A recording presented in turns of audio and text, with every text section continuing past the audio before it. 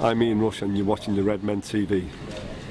Oh, that's the Redmen TV. It's the Uncensored match build-up show. Liverpool are taking on Rubin Kazan in the Europa League group stages. Yes. I wasn't expecting that question. I am quite happy, yeah. We've basically been creaming our kecks on the back of the Chelsea game. I'm going to fit there, the jeans. Absolutely. Undies changing galore. But it's time to focus back onto European football. And that win's done. The Chelsea game's done. It's in the past. It was great. It was great to get Klopp his first league win. Mm-hmm. Liverpool now looking like they're on a good run of form. We're now 11 games unbeaten, as opposed to all the pressure being on the manager for not winning at home games, etc., etc. But Europe is still the question mark. Liverpool need to get this Europa League campaign not even back on track. On track. Yeah, we do, and I think it's going to be really, really interesting as to what Klopp does for this game, because we've got a big game against Crystal Palace at the weekend. Isn't it funny that we always talk about? I always talk about the game at the weekend before I actually mention fucking Kazan, because it always seems to play into my mind, and it's so we hear the managers say it so often. You got to take it one game at a time. It's about the next game. Yeah, I can't. I can't. I just always look at the Premier League, and maybe that's wrong. I think I'm wrong on this, because Europe's massive. The Europa League is a big competition that players will want to win. Jurgen Klopp's going to want to do well in. Let's not forget that Jurgen Klopp now, his stock had fallen last season across Europe, and he'll be wanting to set that right. And Europe's one of the stages that he can do that. So I think he's going to put a reasonably strong side out, a very strong side out, in fact, and we're going to have to look for 3 points. I think I agree with that. I think is this table really far away? Yeah, it has been 15 days, man. It's like looks great on camera. Does it, lad? Is that so you don't have to move it? Yeah, because it's fucking heavy. Can't be asked to move it as a weighty table. Anyway, I thought it was interesting because the last game, the Rubin Kazan game at home, I really felt like it was coming. I actually felt like that was more of the game where we turned the corner as such, because we were putting so much pressure on. The second half in particular got bad. I thought we were going to get a winner there. So it shows that the manager's not going to malign this competition, I don't think. And ultimately, I don't think we should. I think it's important for Liverpool to get back to you. It's the lights, lad. Fucking hell, Tom. We could have moved the table while you were up. It's important for Liverpool to get back to being a top European side again. Yeah, definitely is. I think as much as I 5 kick-off some Thursdays. Yeah, I'm not looking forward to it. Better than 8 o'clock. I'm not looking forward to it because of it's the Thursday and it's the 5:30, and the players won't be looking forward to this one because it's a long trip and it's going to be fucking cold over there and all of that. But Tom's just had a little trip. Into a light. We've got to get this European thing right, and it's interesting that you say just because it's not just the Europa League that's that. If you look at the way the build-up for the group stages of the Champions League even is, they're talking about Chelsea and Mourinho, and they say he's playing Dynamo Kiev on Wednesday ahead of the game against Stoke at the weekend. Maybe it's England, because our European pedigree's shit at the moment and our coefficient's dropping. We think the Premier League's the best league in the world because all the advertising tells us that, or we prefer that. Yeah. So I think all of our teams downgrade the early stages of Europe. It's only really when you get to quarter-final stage against AC Milan or semi-final against Bayern Munich that becomes the big game that week. Because United and Chelsea fans and Arsenal fans are like, if we get through this crappy Champions League game, which we'd love to have in the group for the weekend, then we can focus on the real stuff. Yeah. He made a lot of changes against Bournemouth in the Capital One Cup. I think that was the competition that he ended up getting his first win. Yeah. But there was kids who came into that. I think that was where he'd looked at his fixture list and gone, there's the chance, there's the change, there's the break. Yeah. Pulled Phil Coutinho out. It seemed to do him wonders. Yeah. Whether that was watching Firmino play great from the sidelines or just having a bit of a break. Yeah. I expect them to play relatively close to the first team away in Rubin. And we need to win because we've not won yet in Europe, have we, this year? Well, yeah, 3 draws, absolutely, isn't it? Yeah. I want to ask a quick question because we're talking of like, the increased importance of the Europa League and blah blah blah blah blah. What group are we in? B. I'm a second. Oh my God.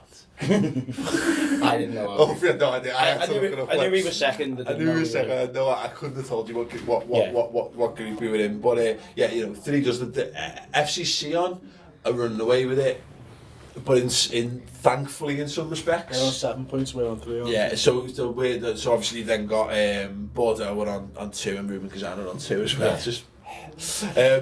So the group's still, in terms of qualification, it's still wide open. And I actually, if it was the Champions League, you're always going for top spot, aren't you? So you don't want to have to play the top seed if you finish second. Unless Barcelona aren't doing well that 1 year and they're scraping second, and then you're thinking, then the question mark, should we lose this game? No, just fucking win it. Absolutely. It's a weird one that Liverpool just need to get out this group. Big time, because this is the hardest part of this competition, and invariably we always do. We go once you get out the groups, and then you go you get into the round of 32. Yeah. They're the fucking 28 in it, then 64, 64, 32, 16, 8. Jesus Christ.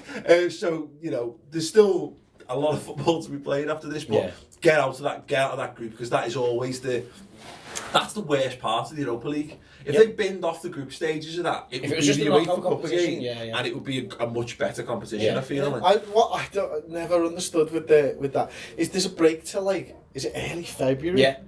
Why are you confining so many games in a really small space at the start of the season, a really small space at the end of the season, and having 6 months off in the middle? Well, it's the European teams, isn't it? And their winter breaks, isn't it? Make them play. We have to play. Yeah. Make them play on Boxing Day, pricks. And New Year's Day. And New Year's Day, yeah. No parties for you. No, exactly. No Christmas. No turkey for you. You fucking winter break wankers.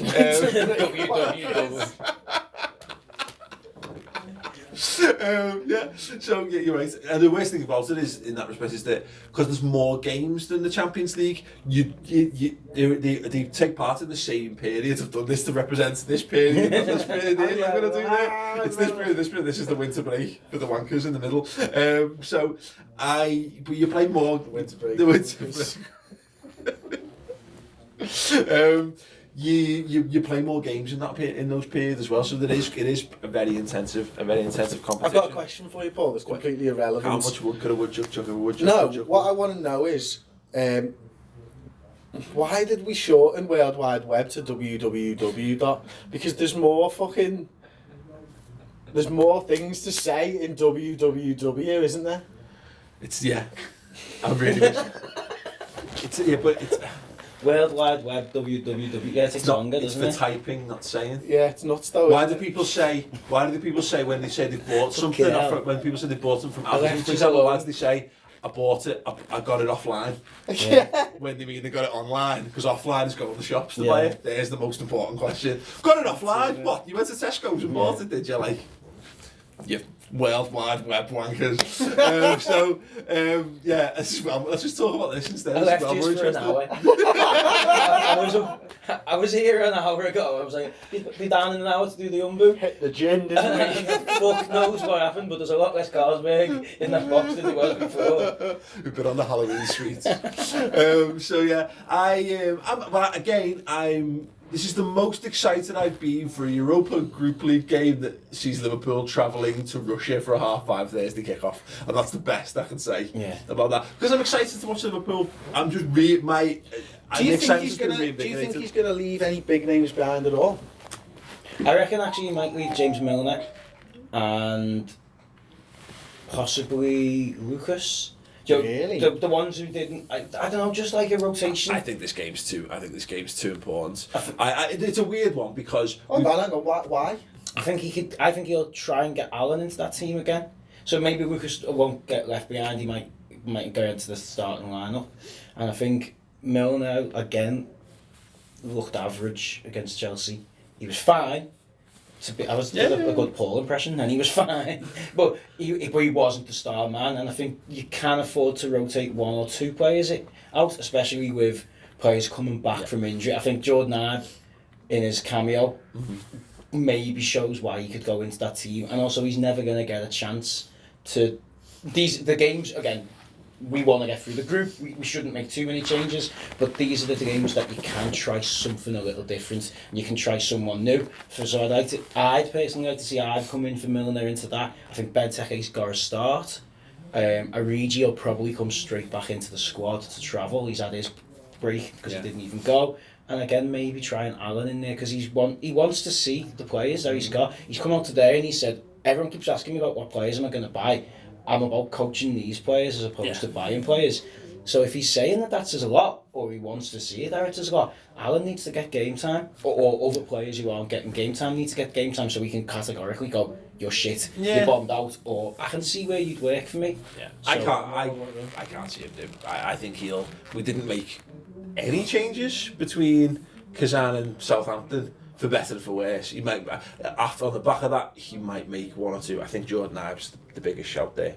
I think you might see Jordan Ives start, and you might start Benteke over Firmino. But I think Firmino would drop into the midfield, and it would still. Do you think there's any chance of going to the formation we finished with against Chelsea then? The 4-2-3-1, as it were.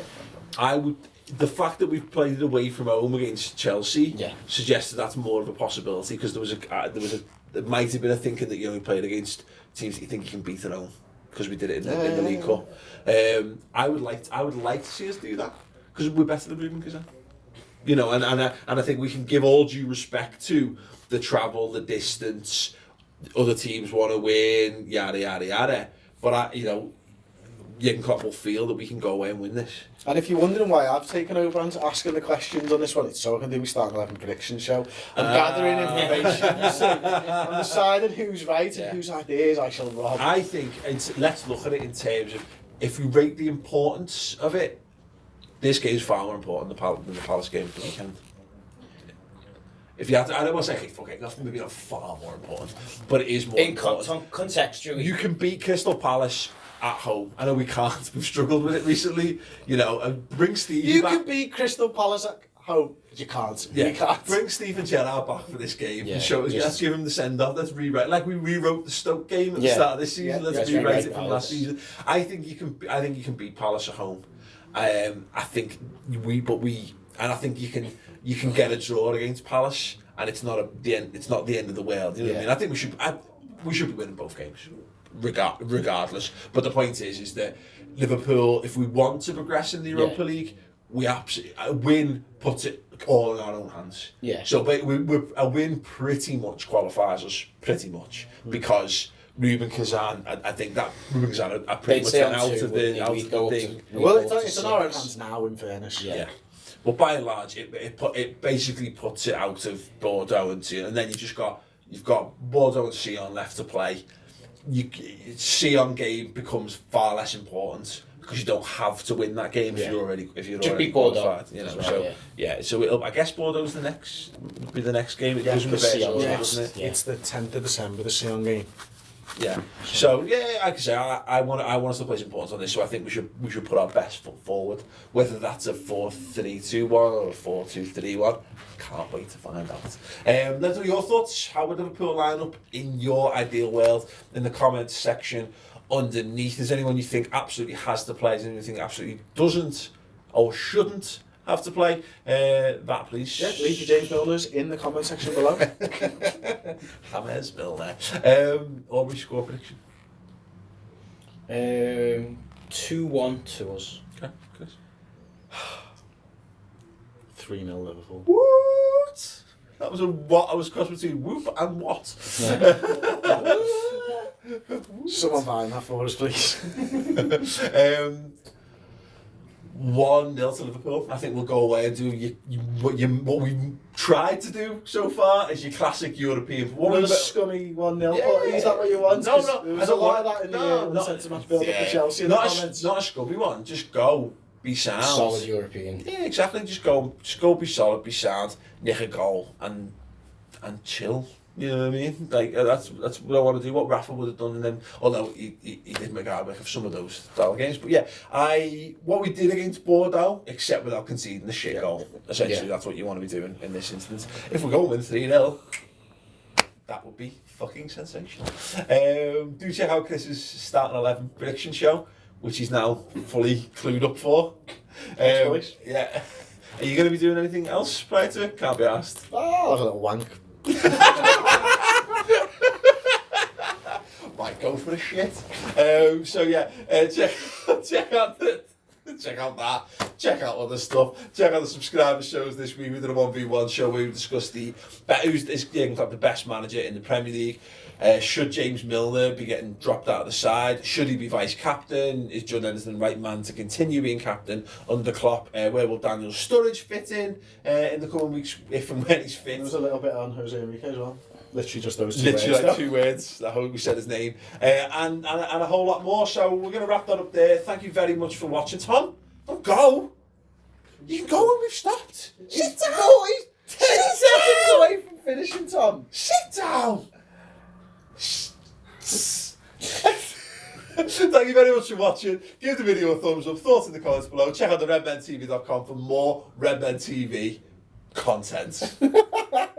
I think this is a really interesting starting 11 predictions to do, just based on the fact that I don't really know how Klopp's going to approach this game. You know, he rested in the Capital One Cup last week, did some big changes there, but I've got a feeling that he's going to go big time on this game. I think he wants to get the win. You know, the group is it's balanced on a knife edge as far as Liverpool are concerned. You know,